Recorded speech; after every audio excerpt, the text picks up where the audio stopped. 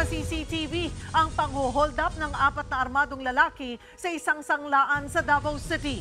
Aabot sa 100 milyong pisong halaga ng mga alahas ang kanilang tinangay. Nahuli naman ang isa sa mga sospek na pinagkaguluhan ng mga usyusero. Nasa frontline balitang iyan si Mindanao correspondent Bril Montalvo, exclusive. Sa kuha ng CCTV sa Illustre Street sa Davao City, makikita ang pagdaan ng 2 lalaki sa harapan ng isang pawn shop.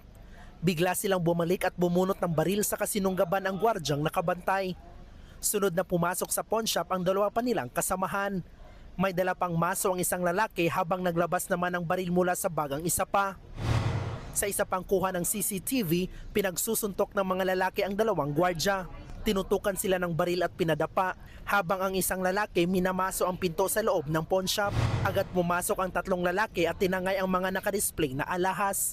Inilagay ang mga alahas sa kanilang mga dalang lalagyan. Ang isa nilang kasamahan nagsilbing lookout sa labas. Aabot daw sa higit 100 milyong piso ang halaga ng tinangay na alahas sa pawn shop. Hold up na! Dili na, bangko na! Sa cellphone video na ito, nakunan ang 3 hold-upper na nagtangkang tumakas sakay ng motorsiklo. Pumalya ang motor kaya iniwan na nila ito at umalis. Na-recover naman ang motor.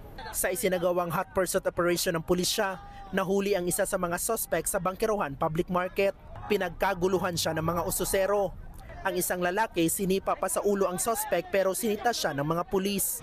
Kinilala ang suspect na si Johnny Bulawan, residente ng Albuera, Leyte.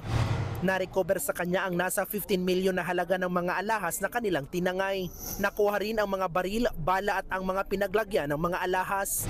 Ayon sa mga otoridad, kabubukas lang ng pawn shop nang pasukin ito ng mga hold-upper. Posible raw na higit pa sa 5 ang sangkot sa insidente at posibleng inside job ang nangyari. Malaking grupo ito. Organisado. Organisado sila. And there must be tips there. Very accurate yung nila, very accurate yung mga actions nila.